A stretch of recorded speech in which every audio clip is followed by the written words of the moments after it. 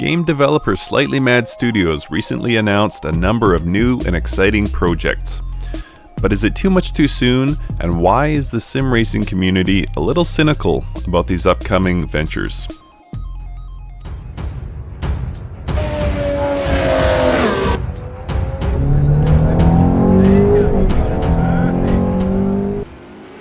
What's up guys, it's Mike for Sim Racing 604, and today I'm going to be talking to you about Slightly Mad Studios and their very ambitious future outlook. So for those of you that follow Ian Bell is the CEO of Slightly Mad Studios, and he's recently got a Twitter account, and he's also been using the Slightly Mad Studios forums to promote some of his sort of side projects, or his team's side projects. So there's some very interesting stuff there that I wanted to discuss. So here's what we know so far from Slightly Mad Studios. So they announced in May of last year, or spring of last year I should say, that they were working on Project Cars Go. So what Project Cars Go is a mobile offering, and then they have Project Cars Pro, which they debuted at the LA Auto Show last November, and Project Cars 3 has been recently, I think it was about October of 2018 that they started talking about working on Project Cars 3, and then finally the MadBox, and we're going to get into each of those things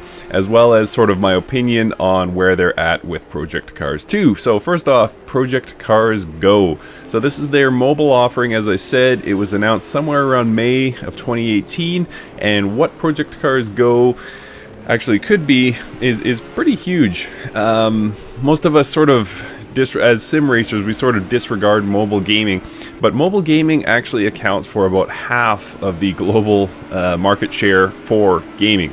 About $70 billion a year comes out of mobile gaming, so it's something that the developers can't ignore entirely. There are a few good racing options for mobile, but not one sort of de facto standard. So there's no reason I don't think that Slightly Mad Studios should not be going after this, but it does take away possibly from some of their other projects. So it's very interesting to see. I hope to have a good mobile sim racing option. Of course, we won't be able to connect our hardware to it, but if they could somehow pull it off, and I don't know exactly how they would do it, but if there was some way to bring sim racing to mobile, it would be really, really awesome. So I wish them the best of luck with that, and I hope to see a great result. Second up, Project Cars Pro. As I said, it was debuted at the LA Auto Show in November, and they made it clear right from the start this is not something us as consumers will be able to use, but I'm very intrigued by this. So what is Project Cars Pro? Well, it looks like it's going to be an option for people to test drive cars, and I think this could be huge, and not just for the auto industry, but I think for us as sim racers. And here's what I mean by that. Okay, so let's say you're Porsche or you're McLaren or something like that. You can't have dealerships in every single town, of course, and beyond that, you can't have every car in every trim at every dealership. If you're dealing with high-end automobiles, if you're dealing with Honda Civics or something like that, no disrespect to Civics, my wife drives a Civic, but if you're dealing with something like a McLaren or a Ferrari or something like that, you can't afford to have every car with every trim at every dealership all around the world. Of course, stands to reason. But if your potential clients could step into a dealership and quote-unquote test drive a car without having to actually have the physical car there with you in the dealership, I think it could be big. So that could be something that the auto manufacturers look at in the future, and could be a very exciting thing. Now, what does that mean to us as sim racers? Well, I think it's a good thing. I think any time any aspect of sim racing kind of gains popularity, it's a good thing.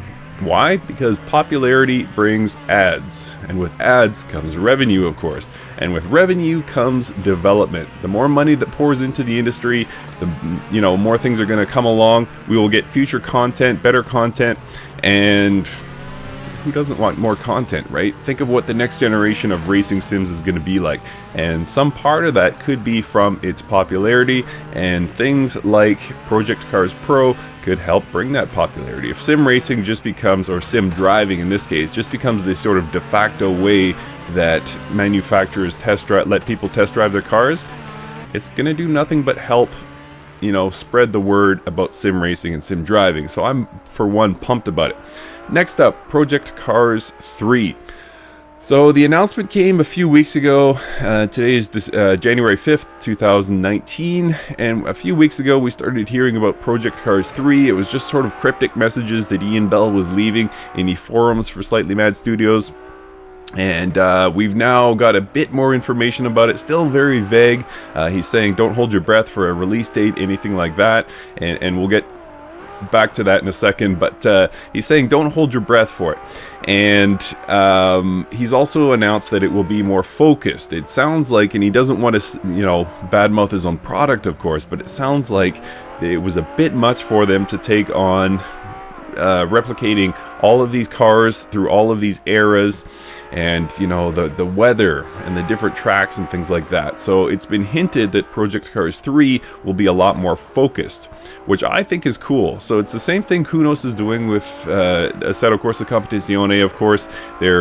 Instead of going for all the cars, they're going for just GT3 cars, and they should be able to dial it in to a better degree, I think, if the focus is narrowed. Now, Project Cars 2, in spots, it had really great physics, and there was a lot of thought put into it. If you look at things like, the turbo being affected by the altitude is running at, and dirt being kicked onto the track, onto a wet track that is, and forming mud that slows down the car. I mean, there's some intelligence that went into that. So if you could take that same level of intelligence, narrow the focus, and sort of, focus it on one aspect of racing, I think it could be really cool. So I, for one, am pumped about that. So hopefully we'll get to see that maybe by 2021, I'm guessing, or 2022. Now, why was there some emphasis on 2022? It's because of the last thing I wanted to talk about as far as new announcements, which is the MadBox. We've now got images of this MadBox, or renders of the MadBox. The MadBox is the console offering from Slightly Mad Studios. It's interesting, and I was watching the Sim Pit with Billy Strange and Sean Cole, and they did a great job talking about that as well. And trepidation, I guess, is the word. They're not a hardware manufacturer, and it's going to be really, really tough to compete. Of course, you have Nintendo, you have Sony, you have Microsoft as the big boys in the console world. Now, could this be great? Yeah, of course it could, and I don't want to badmouth Slightly Mad Studios for this. I think it's a very ambitious project, but I wish them luck. I genuinely hope they can pull it off, and they have promised 60 frames a second in each eye in VR and things like that, which I don't know if that's the right angle to be taking, but regardless, it's still so early to be speculating on the MadBox. But again, I wish them a lot of luck.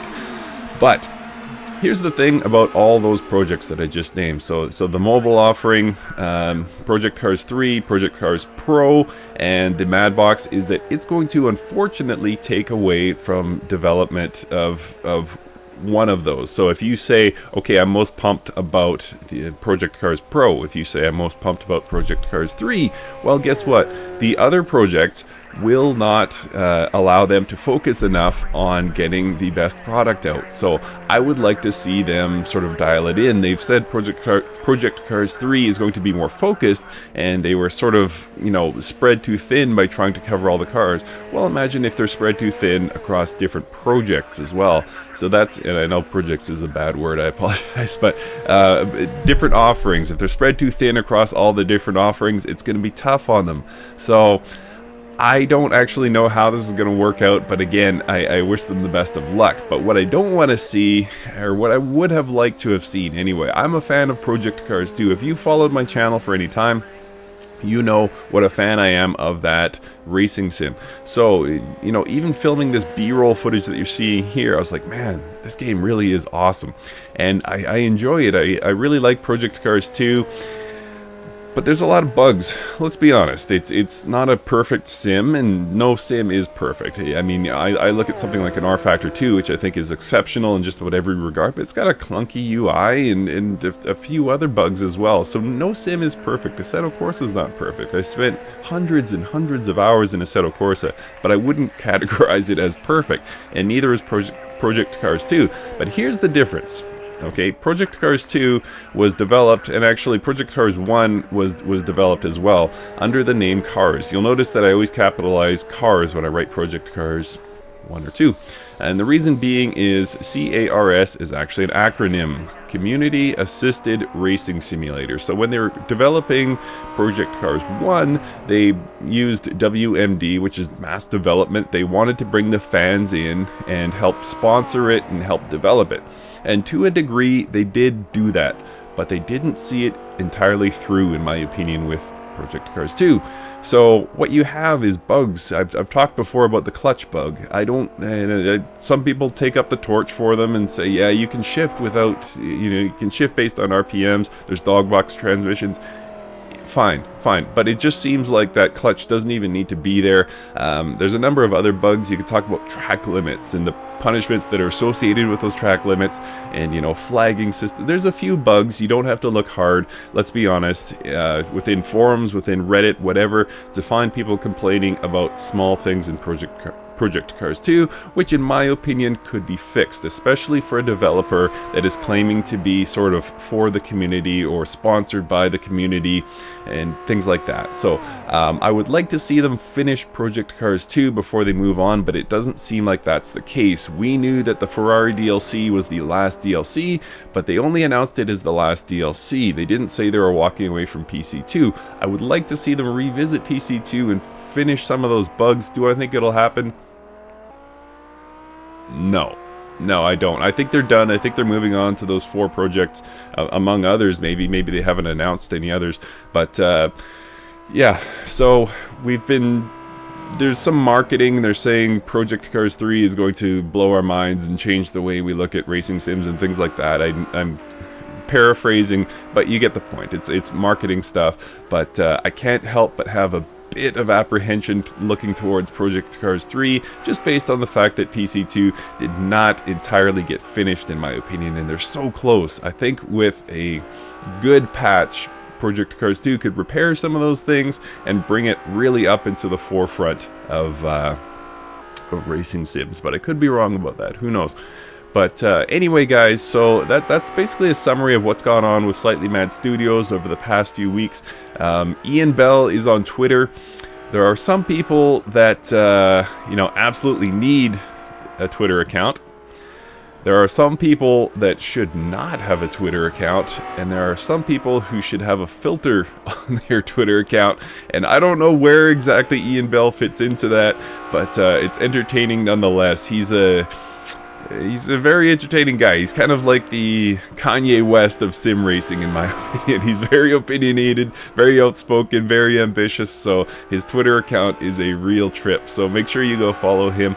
But anyway, exciting news, guys, from Slightly Mad Studios. Like I said, I'm not hating on any of this. I like Project Cars 2. I think it's so close to being a really, really awesome sim at the forefront of sim racing. Just held back by a few bugs, and I think all these new projects are very exciting. I think there's going to be some cool stuff that comes of this, so we'll see where things land, guys. Please let me know in the comments, where are you at with things? What do you think about all these new projects? Thank you guys so much for watching, and we'll see you next time.